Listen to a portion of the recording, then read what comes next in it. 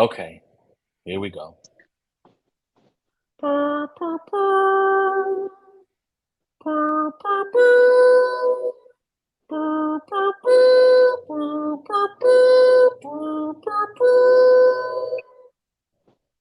Welcome to the show that is here today to memorialize our favorite battle rapper after he was apparently bodied in Oakland this weekend. Welcome to a very special, a very somber episode of It's a Black and White Thing. I'm your host, A1. You can follow us on every social media well, not every social media, but you can follow us on Twitter, Facebook, and TikTok by searching at Brains and Bars. Follow us there. You can also check us out on YouTube by going to Brains and Bars. Please like, subscribe, check out all the content there. And you can check out every episode of It's a Black and White Thing by going to the podcast app of your choice and subscribing to It's a Black and White Thing or searching for Brains and Bars. So, we don't, I normally do the show with my guy, my host, my Spoon Coon, A Ward, but all we have at this moment is an empty chair because he is no longer there. So we're going to memorialize him today. We're just going to have an empty chair, and we're just going to do the show. So we have a interesting show for you today. Wait, you're alive? Oh, what's up, bro? What's up, man? Good to see you. Good to see you. I didn't even know we were recording tonight. Yeah. No, yeah. So I don't know what had happened, man. I was pacing around this venue, and I remember like trying to go over my third round, and they were calling me to the stage, and then boom, the lights just went out, and I saw this light. I saw like this flashing, blinking light or whatever. There's this big line of people.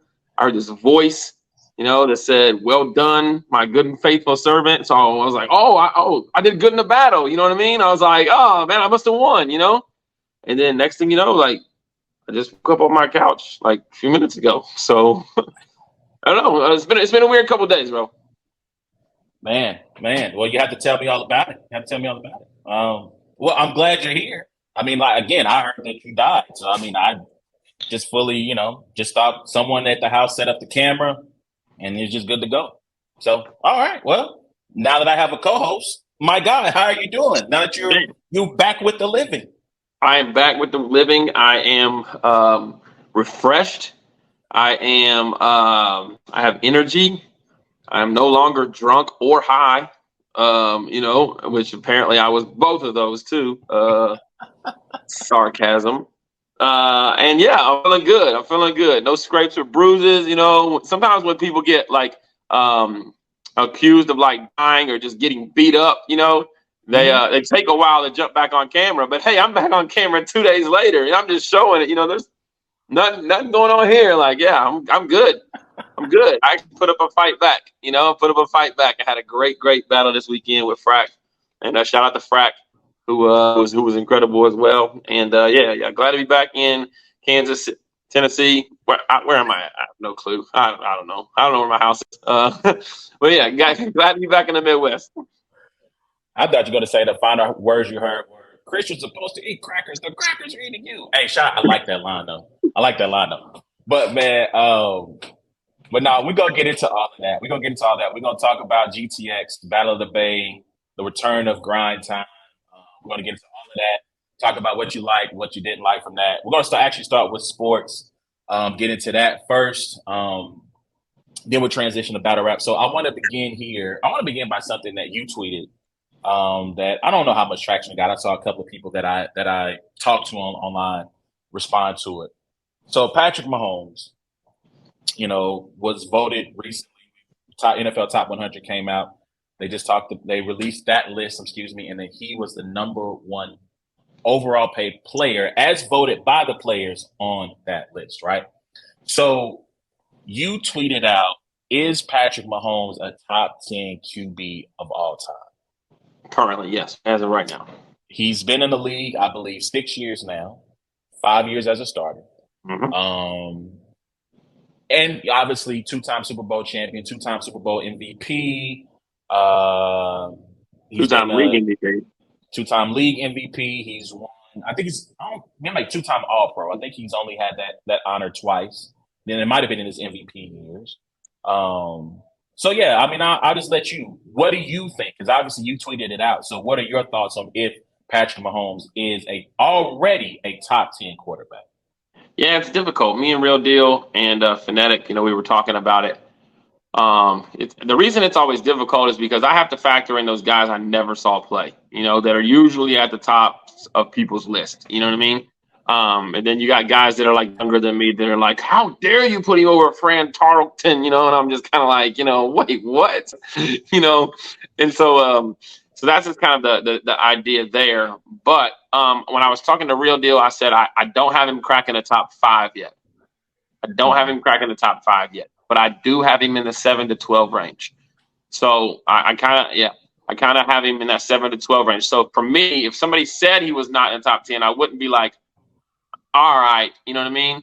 But I definitely think he's in the top 15, and I definitely, probably have him in that 7 to 12 range. But I've seen that, in the responses to it, obviously I live, in the Midwest in Kansas City. So it's like a lot of my followers are like, he's top 3 and he's, he's already top 2 and not 2 like type stuff, which is a little wild. But I think that if after this year, he retired, I think he has a strong case for being a top 10 quarterback of all time. Okay. So I think after the second Super Bowl, I had a discussion like similar to this with a group of people, and I came to the realization. I guess I shouldn't say the realization because it was kind of like off the top of my head, right? I didn't go back and talk about Fran Tarkenton or Johnny Unitas or Bart Starr, Stabler, right? Staubach. I didn't go back to those guys because, again, we didn't see them play. So it's kind of hard to quantify where they rank historically from my standpoint. I think for me, I think I had him just using modern day players. I had him like sixth, just from a modern day standpoint. So that's Manning, Brady. I put Rodgers in there just because of the longevity, although you can really make the case that he's already surpassed Rodgers. And I'll get to some of those numbers on top of like the big stuff, right? The championships, the MVPs. Although Aaron has, I think, 5 MVPs. I think that's right. It's kind of crazy. Yeah. So I mean, even though Aaron has more MVPs than him, Mahomes is only 1 playoff victory behind him already. So Aaron has 12 playoff wins. Mahomes has 11. Right. So, I mean, I had Elway. I know Elway might be tough for some people when we're talking about in placement ahead of Mahomes, but I feel like Elway did the most with the least. When you think about from a skill position standpoint, I think Terrell Davis might have been the only All Pro he ever played with on the from a skill position standpoint. I don't think Ed McCaffrey or Rod Smith were ever first team All Pros. After Shannon somebody Sharp wasn't there yet. ooh, was Shannon? That's you know what? I think you're right about this. I'm about to look this up real quick. I think And Bill you are actually Romanowski on defense, he was never All Pro. well, only offense though. So I think Oh, he's so never now, offense. yeah. So yeah, Shannon was an All Pro. I know Terrell Davis was an All Pro. I think Terrell Davis was a league MVP. Now I got to look up Ed McCaffrey real quick and see if he was ever, and then Rod Smith. Ed McCaffrey was a second team, and maybe the stat that I remember hearing was about before the Super Bowl, before they actually won the Super Bowls, right? Yeah. The run that they had in the '80s, where they go to 3 Super Bowls, they get blown out in all. He didn't have any first team All Pros on that team from an offensive standpoint. So yeah, the final years where it really comes together around TD. So Montana, Brady, Manning, Elway, and yeah, Rodgers. I had those 5 guys So you didn't have Marino ahead. above him, right? Oh, Marino. I forgot about Marino. Yes, Marino. So I think that puts him at 7, right? Yeah. Yeah. So Marino. Yeah. Like the thing about Marino, I feel like people don't quite like. I understand there's a tendency sometimes because we live in the moment to think that new is better. But like Marino did things that people are either just now breaking records or still records that still have not been broken in the 80s when it was not a passing league, where it was not Yeah. the rules did not favor the offense like it did today. So yeah, Marino's definitely up there. So I had him like 7. Like I mean, and once you start to factor in all the pre 1980s golden era people, John then you Unitas, could Staubach, Otto Graham.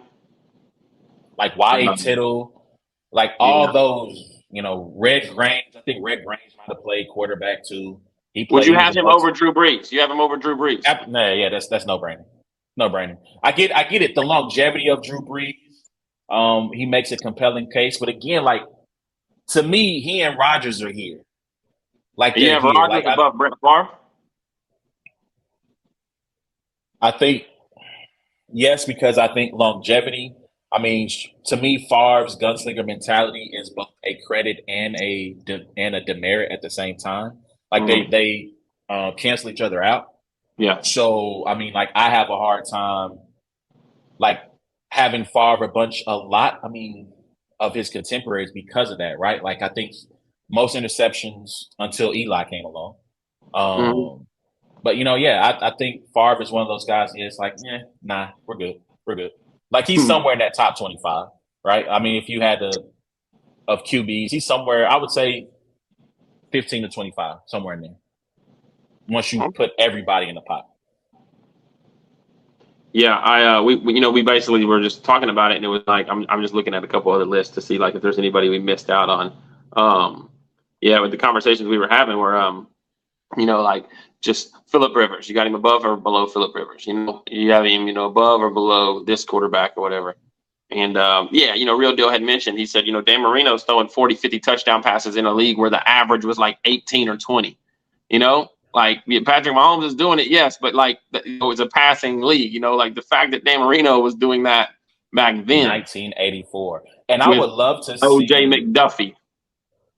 man, Mark Duper, Mark Clayton. You know what I'm Yeah, saying?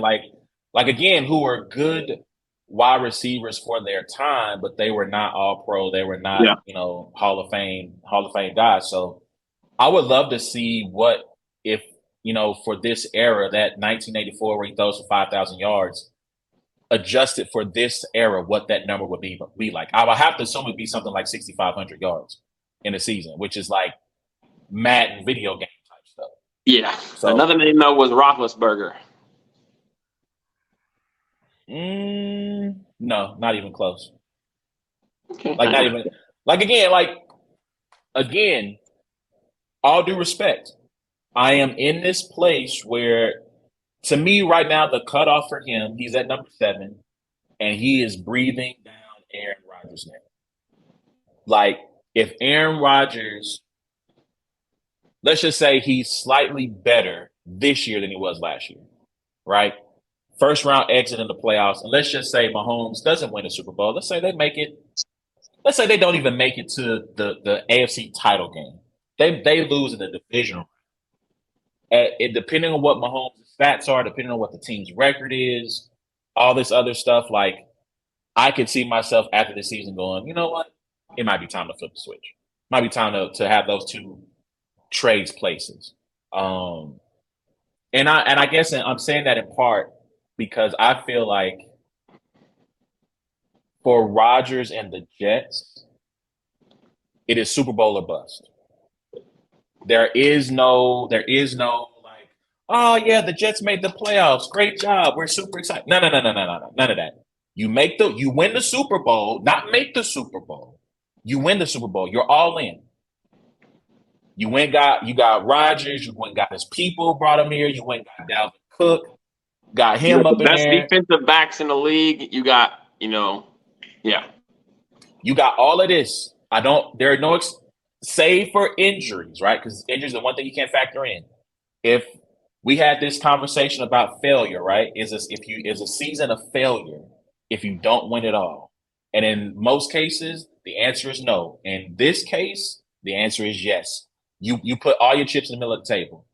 You got twin aces. and Though, I would say this much. I don't know that they have the best or a top echelon coaching? I don't Player wise, know. but I don't know that the coaching staff is.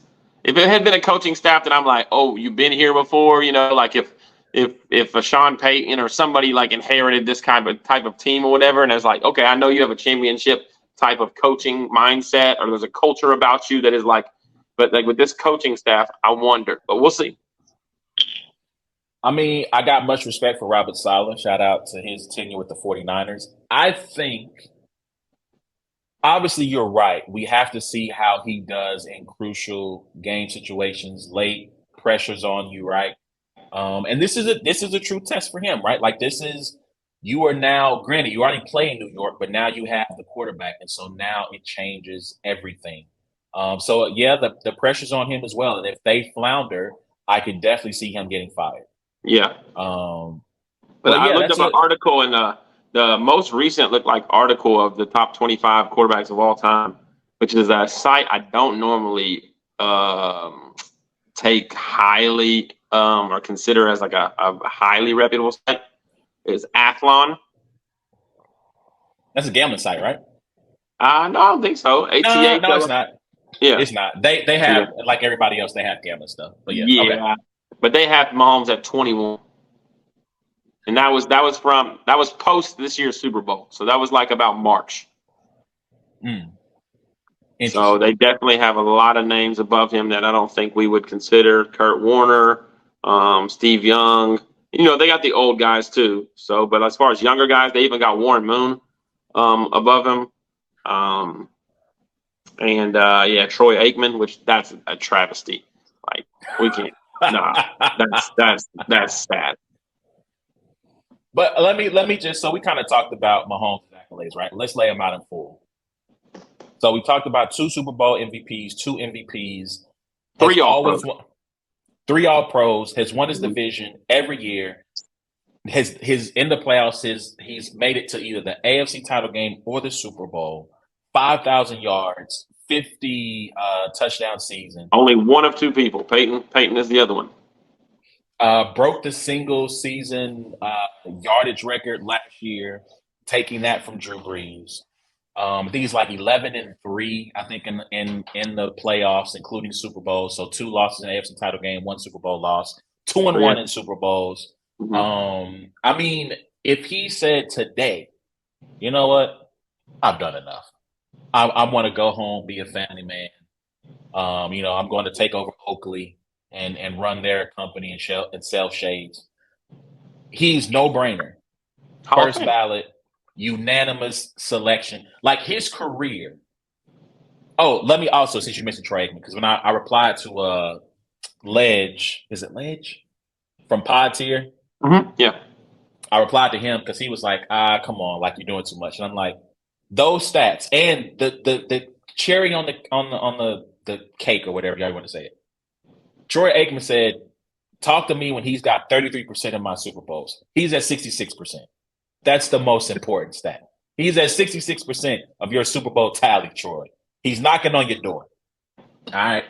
So all of those things, like there are people who would kill, who've had great careers, who don't have those accolades. Right? Shout out to Ben. He's got two Super Bowls. He's not as decorated. Eli, not as decorated. Drew, incredibly decorated, not as like again. So for me, like when you have all these things at such an early part of your career, it makes it hard for me to say you're not top 10, right? Yeah, and In that's your my thing is position. like a guy on Twitter was talking about, I don't know if he was talking about Eli or somebody, and I'm like, okay, so are you just saying it's all about tenure? Like could if Mahomes played 10 more years and didn't win another anything, right? You would look at him and be like, oh, but he's played 16 years, he's accumulated all these yards, and he has he's this decorated. And that's what you're doing. You're putting these guys ahead of him based off just how many more years they've played, not based off what they've actually like won, you know. And so that's why I'm just kind of like, if he has 10 more mediocre years, like that's not a good thing, He's that's that like mediocre years. shouldn't add to your case of being a Hall of Famer. Absolutely, Like we absolutely, and talked that's about with why. Eli. It's like Eli's the Brady Slayer. His last name. He's got the 2 rings or whatever. But it's like none of those mediocre years helped him. What we got to count the years that helped you get to the Hall of Fame, and Mahomes has got 5 of them. 6. Man, so you about to get me started because Don't do it. Don't the do it. the day Eli Manning makes the Hall of Fame, I might just cut the camera on, no matter where I am when they announce it, and I'm just gonna go. You have severely watered down the product, guys. You have stepped on the product many times over by putting. You talk about you get in the Hall of Fame based on what you've done. He got in the Hall of Fame based off 2 seasons. Two. He got in the Hall of Fame based off 2 seasons.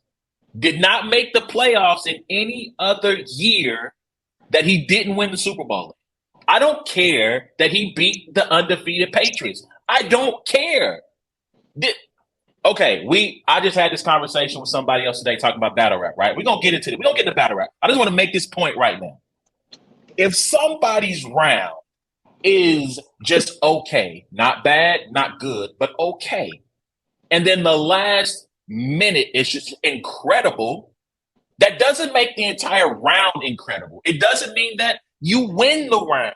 It just means you were just okay, and then you took off at the end. Cool. This is what we're doing with his career. A bunch of okay moments, 2 highlight moments, and now all of a sudden he goes into the Hall of Fame just because one of those moments. Well, I'm sorry. Both of those moments, somehow he beat Lux twice. He beat Lux twice and then lost to Jethro and was terrible against all these other opponents. Somehow beat Lux twice, and now he's a Hall of Famer. And I just don't. I'm going to lose my mind because you guys are going to antagonize me. You're going to make me mad, and I'm going to cut this camera on, and I'm going to unleash an incredible rant. And I'm just going to cut. I'm not even going to say that. I'm just going to cut the camera off and walk away. Anyway, I'm sorry.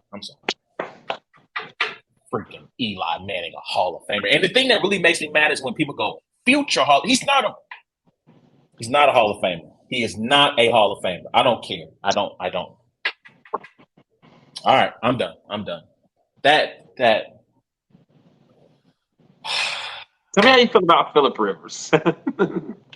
okay. Phillip also not a Hall of Famer. All right. Not a Hall of Famer.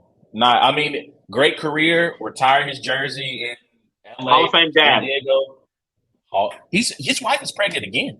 Are you serious? Dog, I swear, I promise, I just saw that his wife is pregnant again. Now you're gonna make me look this up. But yeah, he is the GOAT father. Like he's I wish Father the Abraham. quarterbacks would have been around when Phillip Rivers was playing. I love to see him follow around that whole family. He has a whole team. Yeah. Like, hold up. I think I know. You're gonna make me look this up. Yeah, they're expecting their 10th child. Jeez. A baby boy this October. Like, dog. Like, I mean, I guess what else is he going to do? He retired. He can't play football anymore. Right. So, Right. Yep. Repopulate the earth, man. All right. Anyway, let's move on. Let's keep it moving. All right. So, y'all, let's know what y'all think, man. Is Patrick Mahomes a top 10 QB? We say yes. What say you? Speaking of, well, let's stick here in Kansas City because there's an interesting story going around right now. And by interesting, I'm talking about Chris Jones. Chris Jones is the all-pro defensive tackle for the Kansas City Chiefs.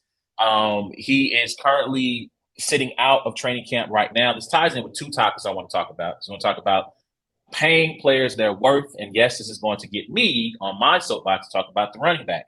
But we're going to stay here in Kansas City and talk about Chris Jones. Chris Jones wants to be paid, according to old tweets and I think old comments he's made, he at least wants to be the 2nd highest paid defensive tackle in the league. Right now, Aaron Donald is number 1, making $30 million a year. And number 2, who just got his deal, I believe it is Quinnen Williams, who is making $24 million a year. Right? So the story goes is that the number that I've seen swirl around the internet, and this has not been verified, is that the Chiefs have offered him 27, and that he's looking to get closer to the Aaron Donald number than the Quinnen Williams number. despite the fact that 27 is literally in the middle of the Aaron Donald number and the Quinnen Williams number. Is So Aaron Donald at 30? he's at 30. I'm pulling this up on Sport Track right now, but I believe he is at 30 million. Quinnen Williams is at 24, right? So Aaron Yeah. Donald is obviously lapping the field. Yeah. So what if you are sitting in the if you're Brett Veach, right? Do you cave in and give Chris Jones $30 million a year? Let's just say 4 years. Is Chris Jones as important to winning a Super Bowl as Patrick Mahomes is? No. Sorry. I was looking at that wasn't me really pondering the question. I was looking at the defensive line numbers. But no. I think he's the best player on the defense. Mm-hmm. Clearly. He's the best defense player in the division. Ooh, over Max Crosby. Yes, I think he's better from the Raiders, the defensive end. Yeah. I'm gonna throw another name out there. Patrick Surtain, the second. Yeah. Okay. Now, on the list of a top 100, he finished in the top 10. Was Crosby and Surtain above him? No. So let me get my numbers right here, and I'll let you continue. Myles Garrett is second at 20. Nah, that's defensive tackle. I'm sorry. This is defensive line, but I was right. Aaron Donald's at 31, and Quinnen Williams is at 24. But continue. So in the top 100, the NFL's top 100 was Chris Jones was top 10, right? He was number 10. It was number 10. Okay, and I don't know if there was anybody in the division defensively above him. I think he's that important. I think he's that important to the point to where the Chiefs need to pay him what I think they need to get to $29 million.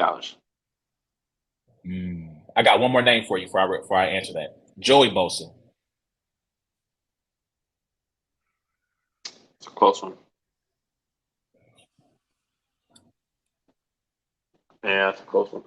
I think I might edge Chris on that. I think, and it's part because so I said, can you get to 28 and a half if you're Kansas City? To me, 28 and a half, it gets you $1.5 million allegedly, more than the first offer. And you're only $1.5 million behind Donald, or well, 2.5 if you're 31 a year. It's a 4-year deal. The guarantee money probably runs out after year 3. And at that point, if he has faded or diminished, you can let him go. So, I mean, I don't know. Like, I guess here's my thing. My thing is I feel like GMs and owners, they pay who they want. They can make this happen. Yeah. And I had a shot to the homie Reese. Reese goes, well, you got Willie Gay coming up. You got Nick Bolton coming up. You got Trey Smith.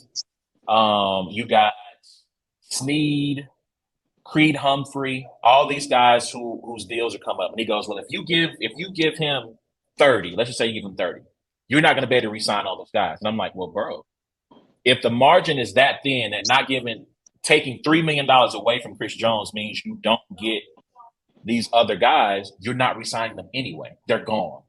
Yeah. Because Creed Humphrey's going to ask for top 3 money at his position. I think Bolton is going to ask for top 10. I think Snead, I don't know. Snead is a wild card because I don't know. I'm not sure what people across the league think of L'Jarius Snead as a corner. Yeah. So Trey Smith gone. Trey Smith going to the Tennessee Titans. I do think he's going to ask for top 10 money, though. I think he's going to ask for top 10 bread. So, I mean, I don't know, bro. Like, to me, I feel like owners do what they want. They pay who they want. They take care of the quarterbacks. They take care of who they like. And so that leads me to this point. I want to make this point about knowing your worth and getting your worth. Shout out to Saquon. I think we had this conversation before about who's more important to the offense, Saquon or Daniel Jones. Saquon asked for 20? He asked for 16. They offered at 13. Allegedly, I don't know if this is true, right? This is just reports. Daniel Jones asked for 46. They gave him 40. Now I'm going to ask you, who were they bidding against for Daniel Jones? You Yeah. tell me. You are on the you're in the Daniel Jones camp. This is a make or break season for him, in my opinion. Well, no, they are bidding against. I mean, because there's the teams out here reaching for quarterbacks like crazy. Dog, they weren't giving him 40 million. No team was going to give Daniel Jones $40 million. Dog, Las Vegas Raiders would give Daniel Jones 40. Absolutely not. Absolutely not. They were not giving him $40 million a year. They get that man Garoppolo what? Let me look it up. I don't think they gave him that. You got to think, Jimmy was coming off an injury and he was a cast off, right? What did David Carr get in New Orleans? Not 40. Yeah. Let me see if I can look this up. So his base salary right now is 20. His base salary right now is $22 million. Garoppolo. And it's next year. His average salary is $24 million a year. It's 3 years, $72 million. He's got 45 total guaranteed though. That's crazy. That's crazy. Carr got 60 million. That's right. Let me see what the guarantee. What you see the guarantees on that? It says base salary of 1.5, signing bonus of 28.5, so that's 30. Carrying a cap hit of 7 something, and never mind. This is a dead cap value of 60 million. I don't know what that means. He got 4 years, 150. So he's making 37 a year, 37.5. Yeah, they would have gave Daniel Jones 40. I don't think so, bro. I think he would have got I think he gets the Derek Carr deal. I think he would have gotten the 4 year, 150, 37 million. And then I think it would have, he would have been able to get, if he stunk the joint up, the team gets out after the second year. That's essentially what the Giants did. And so my thing is this. You're telling me you don't have the money to give Saquon his $13 million, but you gave Daniel 40. There's your $3 million right there. You could have paid both. You could have did that, but you chose not to. And to me, that it's not a factor of right or wrong because you're only worth what someone is willing to pay. Mm-hmm. But again, you could make that happen. And the owners, I know running backs might feel like owners are colluding against them, and they might. But you'll never be able to prove it because you have the media and fans who will carry owners' water at just about every turn. And they're going to dictate that you're worth this, that, or the third. Or they decide that, you don't need running backs to win championships, right? So I want to ask you this question. So the thing about comparing like a Daniel Jones like contract and a Saquon contract is almost like buying a house and buying a car. With a quarterback, you're like on what's like a 30-year mortgage, and a car is like a 5-year, loan or whatever. So a quarterback, you're assuming like if this is my franchise guy, he's going to be playing for me 10, 15, however many years we can, keep him. And a running back, we're looking at 6, 7, something like that. So you might be more,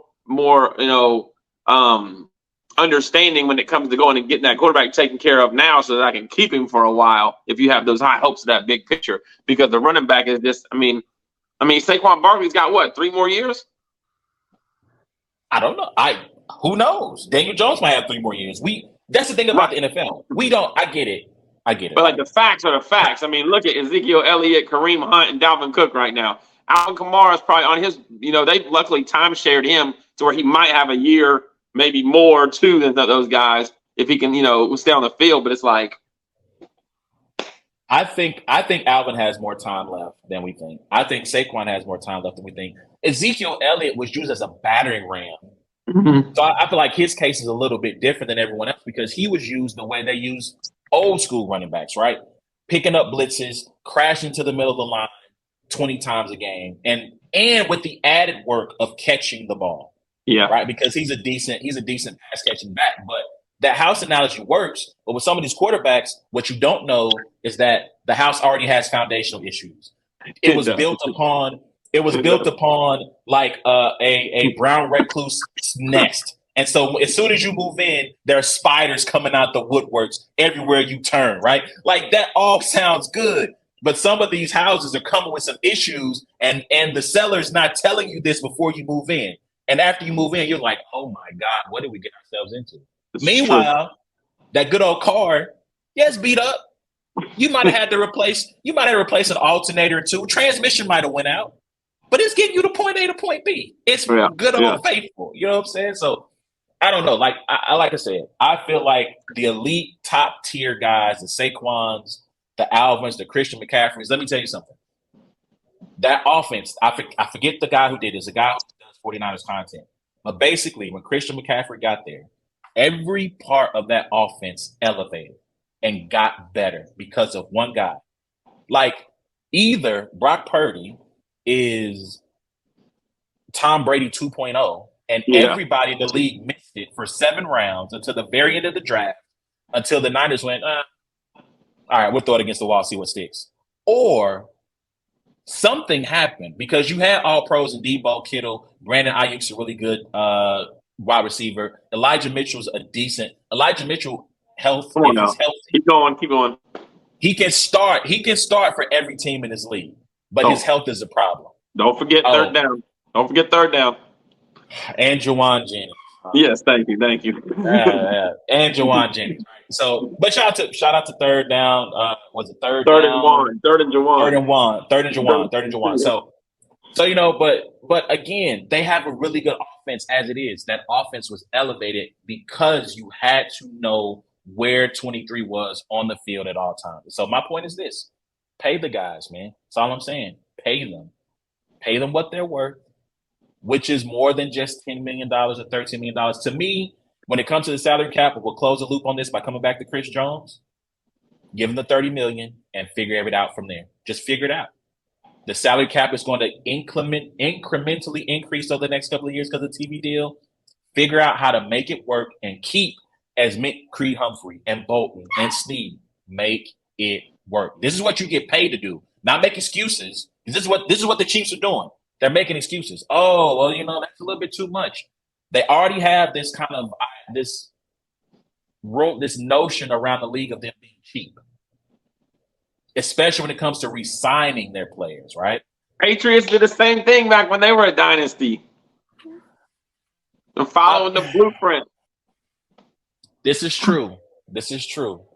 But I don't know.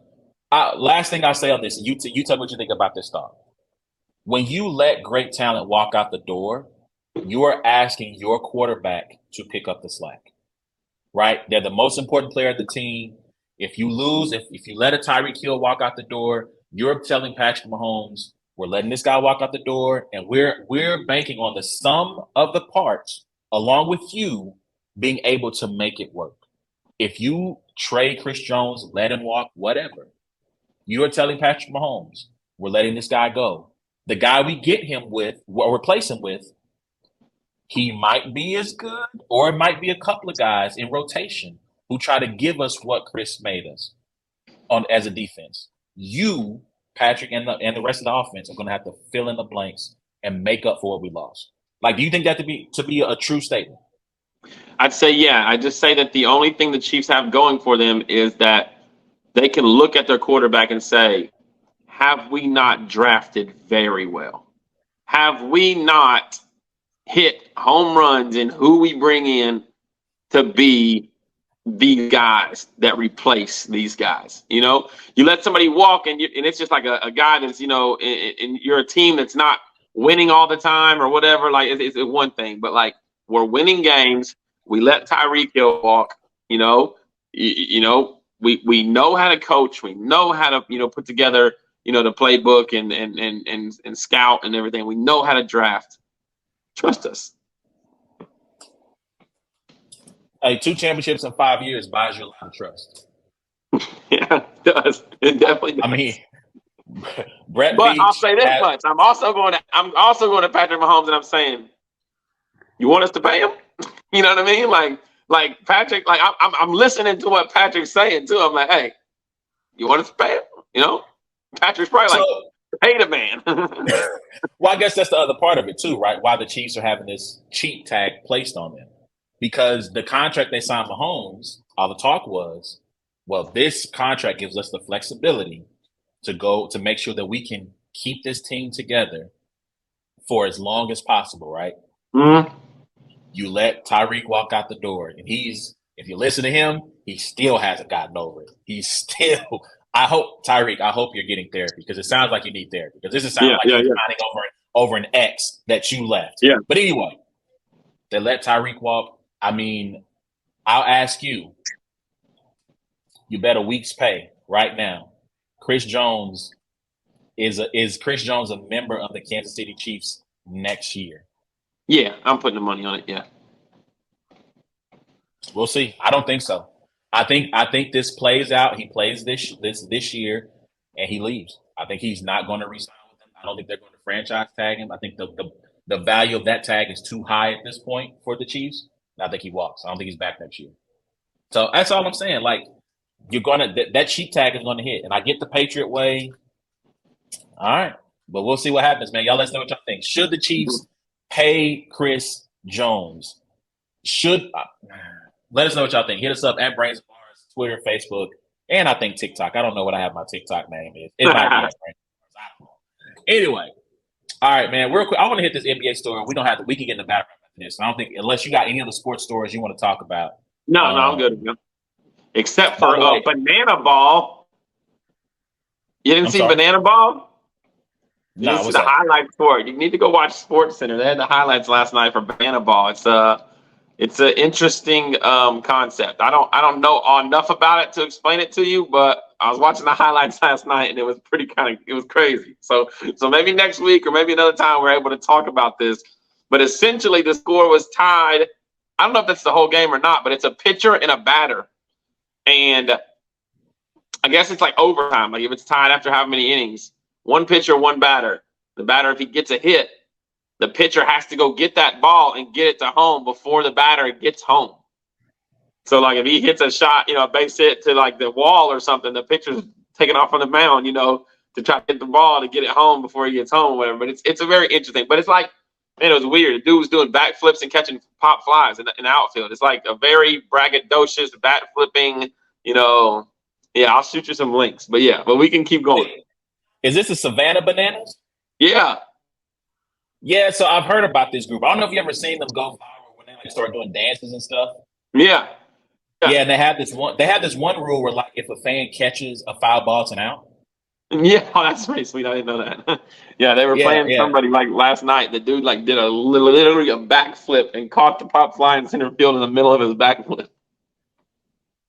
They are very entertaining. I will say that. They're very entertaining. So man, let me say actually I do have one last thing. This is a personal thing of mine because I am a 49ers fan. And I'll get to this last NBA story. So Trey Lance plays in preseason, right? Third pick overall from a couple of years ago. He's either going to be QB2 or QB3. He's fighting with Sam Darnold for that second spot. Brock Purdy is the deserved starter. Trey Lance looks horrible. Honestly, the offensive line did not play great as well, giving up instant pressures, so on and so forth. Trey Lance missing receivers. As he plays a little bit longer, he looks better, right? The problem is that for a team that is ready to win now, they don't have the luxury of waiting for Trey Lance to get better as the season progresses, right? The San Francisco 49ers traded 3 first-round draft picks and I believe a second-round draft pick to move up from, I think, 13 to pick number 3, right? So here's my thing. Salute Trap Buddha. What's up? I hope your day is going well. So here's my thing. If you are going to trade all this draft capital and all these assets to move up, why would you then take a quarterback that with a win now team, right? This isn't like Indianapolis or Houston, right? Why would you trade up to go get a guy that you have to mold and that you have to wait to be better? I'm not a Mac Jones guy. I would have preferred for them to stay at 13 and get Mac Jones because I think he went 15 to the Patriots. Stay there, get Mac Jones. He's ready to play now. He doesn't require as much molding. He could have grown into the position a little bit faster than Brock Purdy, than Lance. And my concern with Kyle Shanahan is this. As good as he is as a play caller, I have serious questions about his GM ability, of the salute, of the I think he's had 6 first round draft picks thus far. Only one is on track to be re-signed, and that's Nick Bosa. And they're having a contract dispute themselves right now. Yeah. Trey Lance likely gone. Solomon Thomas didn't stick. Brandon Ayuk may leave because he's a first round draft pick, but I think he's going to leave in free agency, not necessarily because he's not good enough. Because I think Brandon Ayuk is going to have a breakout year finally this year. But again, like, you can't miss on these picks when you have them, right? So Trey Lance, no. Javon Kinlaw right now is looking like he's going to be a bust. Nick Bosa, yes. Mike McGlinchey, gone. Solomon Thomas, gone. Reuben Foster, forgot about him, gone. Like, his ability to scout talent is in question to me. And honestly, if it were anybody else, missing this badly on a quarterback is a fireable offense. But because the team has had success in spite of it, he's going to stick around. I just wanted to get that off my chest. You don't have to respond. You don't have to say anything. I just wanted to get that off my chest and just say that. All right, real quick. James Harden, we get in the battle. You seen this James Harden story? I've seen that the Philadelphia 76ers took him off the trade market and have decided that they're no longer shopping him, and I guess he's going to be a Sixer. Not according to James Harden. Oh, James Harden, while in China, he said that Daryl Morey was a liar and that he would never play for any team that Daryl Morey is a part of. And last I checked, Daryl Morey is still the GM of the Philadelphia 76ers. Wow. Now, here's why this is interesting, right? Yes, that's what Harden said. Here's what's interesting. So they were investigated last year for potential misconduct because the story goes is that James was promised that he would get a long-term deal if he opted out of the final year of his deal, which would have paid him $47 million, and re-signed for like 30. Right? Mm-hmm. And so he was promised this. He was not given that. And so he wanted a trade so he could get that long-term deal, a 4-year, probably $250 million deal. And so now the Sixers have said, we can't find a sufficient trade partner to give us what we want. So you're coming back and you're going to play for us on this 1-year deal. And I'm like, Daryl, why? Why would you promise this man this money that you knew this is like, was he supposed to be on the trenches card too? Was he supposed to be on the trenches card? And Daryl Morey said, hey, if you back out, I got this brand for you. Yeah. Was he supposed to battle A-Verb? Was he promised Verb on Summer Madness too? Like, what? Dog, that story to me is crazy. And so the CBA prevents James Harden from not showing up, but I do fear that Santa Claus is going to show up on opening day and claim that his back is hurt and his knees is hurt. Like, this story, like, this is, again, I just wanted to bring this story up. This is a story that needs to be monitored. We'll watch going forward. Yeah. But if I'm Joel Embiid, if I'm looking at all this, I'm going to play this season out. I'm going to be a good soldier. But if this season goes to pot because you don't have James Harden, I'm looking at them and saying, hey, guys, I think it's time for me to go. I think it's time for me to get up out of Dodge. I have to win a championship, and I can't waste time waiting for you guys to figure this out. Let me look at what Joel Embiid's bread is looking like right now. I think he's under contract for at least another 4 years. And we know Philadelphia fans are impatient. Dog, listen, hold on. I'm sorry. I just put up his contract. This is what he's slated to make over the next 4 years. He's under contract he has a player option in 2026, 27 season. He's going to make this year $47 million, then 51, then 55, then 59. It's nice. Generation. Oh my! Why couldn't I be 6'8"? That's all I need. I'm 6'2". All I needed was just a couple more, God, and I could have been name a 6'8" garbage man. You know what I'm saying? I could have defense and boards. I could have been Udonis Haslem, bro. I could have been Udonis. Provide great leadership, great locker room presence, guy. I could have been that. Yeah, man. All right, that's all I wanted to say. I want to get it out. All right, your NBA nickname would have been the Chaplain. That's what your nickname would have been. Hey, any of y'all brothers need prayer? I can lead Bible study. Whatever you need, I got you. You know what I'm saying? I can come in 2 minutes a game, give you 3 good hard 5, about 4 boards, and I'm gonna make 20 million. 20 million a season. I'm good. I'm good.